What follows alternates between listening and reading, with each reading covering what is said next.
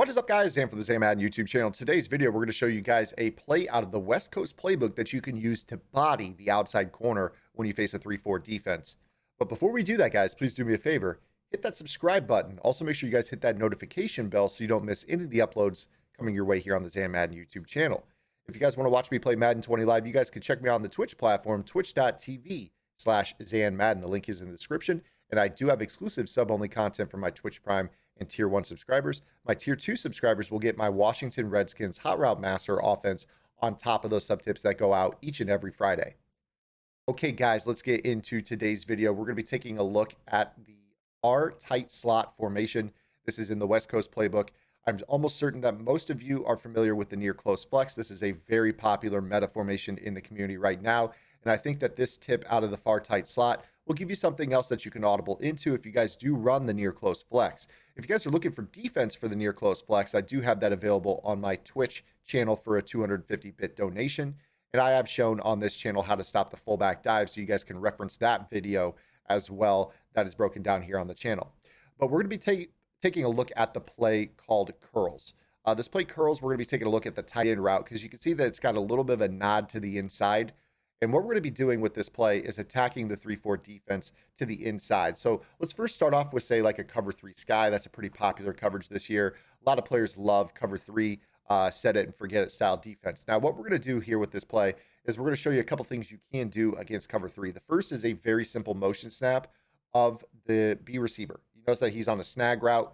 It's a route that's basically a hook over the center. But if you motion this across the formation, you can actually snap it to the outside and throw this with a little up and outside pass lead and see if you can catch that kind of in stride, make a juke move, and beat the cover 3 corner. If you make that guy miss, that can end up being a one-play score if your player has enough giddy up after the catch. So that's a very unique motion that you can run. Cover 3 and cover 4 defenses will struggle with this. In this example, I'm going to run a cover 4 drop and kind of show you the same effect with that motion. So if you see off coverage on the outside, you know it's not cover 2, go ahead and try to steal the yardage from them with this simple motion snap. Again, you're just going to snap the ball, throw this ball, try to click on. Sometimes you'll get a rough animation where they won't actually catch the ball. But in general, if you click on and try to, do a little rack swerve with this, this is something you can do to try to get yourself the ball. You see right there how you can, make a catch animation right there, kind of slid and, caught the ball falling to the ground. But, with enough practice to this, you can actually get this ball and stay on your feet as we did in that first example. You see right there how we were able to kind of get that ball to the outside. So they're going to basically have to call a cover 2 defense when you go to that motion. And that's going to help open up other things, obviously corner routes and things like that. If you could force them into a cover 2 defense, a lot of these compression sets do have, corner routes that you can run.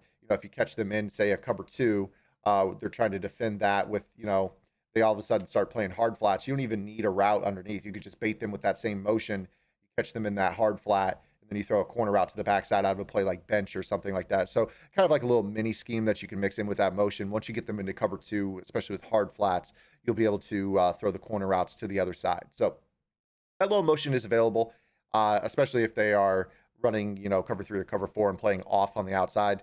But in general, we're going to be looking at the tight ends route in this play. So this tight ends route, he's got a slight nod to the inside. I really like this route because you could smart route it. You'll notice that he'll run a streak and then kind of hit that inside leverage at about 10 yards. And what you could do with this is you want to go into practice mode, motion him to the outside, and we're going to practice throwing low balls. That's left trigger on the Xbox controller, L2 on PlayStation. And I throw a left trigger and down pass lead right as he hits that cut. And you get a lot of times you'll get like a little free 15-yard diving animation, kind of similar to the diving animations that you get on a lot of post routes. And it's not really that this is a post route, but it is a seam that kind of does break towards a skinny post kind of look. So you could take advantage of that little angle and kind of throw these low balls and get these diving animations in front of that corner when they're playing cover 3. So this is something that I love to do against, your outside player, especially in a cover 3 defense, where you're just, again, going to smart route that route, motion it to the outside. A lot of times what people will expect in this situation is you're motioning to the outside to serve as a pull route.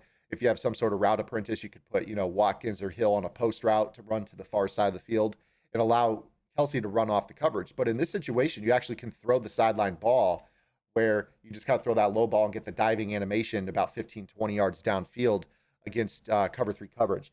Now, when they're sitting in cover 4, you have to pay attention to the fact that they do have a safety that could potentially make a play on this to the inside. So while you can beat that outside corner a little bit better, there is a chance for that safety to make a play. So you see right here, I'm going to try to make this throw. You see how you kind of dive in front of him as well. So what you're really going to want to do with this is try to make sure that you, especially if you're facing cover 4, try to streak Tyreek Hill just to make sure that that safety has to drift a little bit closer to the center of the field. It give you a little bit more room to make that diving animation.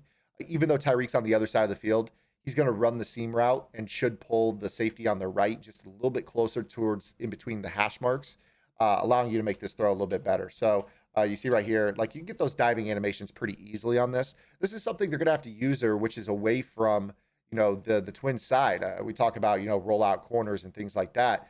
You guys know how rollout corners work. Obviously right here in this situation with the far tight slot, you would need to motion to the outside to do a rollout corner here on this play. But if you have route apprentice corners, you can put Tyreek Hill on a corner route and streak Watkins. So you'd have Tyreek. Obviously, I can't do a rollout corner, but just kind of show you what I'm talking about. You roll out, pull down your zone, and then obviously Tyreek wouldn't be running an out route; he'd be running a corner route to allow you to throw that ball over the top of that purple zone. So it's one of those things where you can motion the tight end out wide, and your opponent actually has to pay attention to this player, pretty consistently. So, again, you see right here, just kind of run this. You're going to throw that low ball, make that diving catch right behind the hook curl defender. It's a very, very easy route to throw. If they start to go into, say, like, man coverage, so let's call like a Storm Brave 1 right here, as long as they don't have like manned up or something like that, you should be able to body up against man coverage as well. So if I were to show you this here, again, you're just going to throw this low ball right on the cut. So right at 10 yards, and then you see right there, you can kind of, actually, I think that might have been double me right there. But more often than not, you should be able to get that inside diving animation even against man coverage. We'll try it again here. With him being in the zone, I kind of want to almost throw the ball away or throw an incomplete pass, but you're going to see right here, as soon as he hits that cut, get that diving animation to the inside. It looks like right there he's just getting those ad catches. I'm actually just going to throw the ball intentionally into traffic here, get him out of the zone. So that'll work right there. That should take him out of the zone. Now we'll go right back to throwing this ball to him against man coverage because I want to show that what it looks like to you against a guy who's not getting guaranteed aggressive catches. So again, right here, you're just going to kind of see as soon as he hits that inside leverage, you can get that diving animation again. So obviously when he's in the zone, he's going to get those aggressive catch and stay on the feet. But you could throw the low ball against, zone coverage or man coverage. Now, if they were to go to cover 2 against this and you go to the same type of play, he is going to run the seam, but obviously you're going to be working against the safety as well. So just kind of be aware of how you're making this throw. You see, you can kind of click on and still make the catch in front of the safety as well. This is a pretty dynamite throw to the backside just because of how this route works. This is something that I really think a lot of players in the West Coast could go to. I think that it's a pretty great play. In general, we showed you the motion of the B receiver against cover 3 and cover 4. But you kind of see here, we actually took a sack right there. How consistently you could throw that ball to the tight end once he hits that inside leverage. Another thing that's pretty sneaky about this is that if you want to, you could run the receivers to the wide side of the field. If you're facing cover 3 and cover 4, you could do the motion of the fullback to the outside, and you're just going to be able to throw just a little quick ball to the actually right there, that hard flat took that away.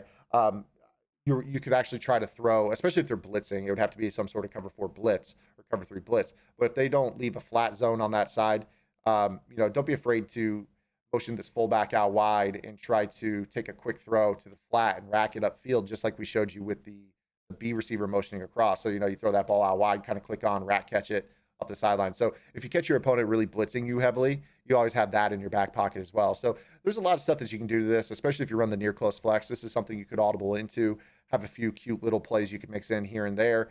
And again, especially if you have route chems, you could get into a game where you're motioning Kelsey out wide or whoever your tight end is, and just use them as a pull route to make sure that, they are basically, running their route vertically. And then that's going to allow you to, obviously Tyreek can't run a post right here, but, you could use him as that pull route and then throw that ball to Tyreek as he gets over the top of that cloud flat, like it would be a post route, throw it, into a spot like that. So there's a lot of possibilities with this particular motion. Let me know what you guys think of the video. If you have any questions, comments, concerns, or complaints, drop those below. We'll see you guys tomorrow with our next upload. Until then, this is Zan. Get in the lab and good luck.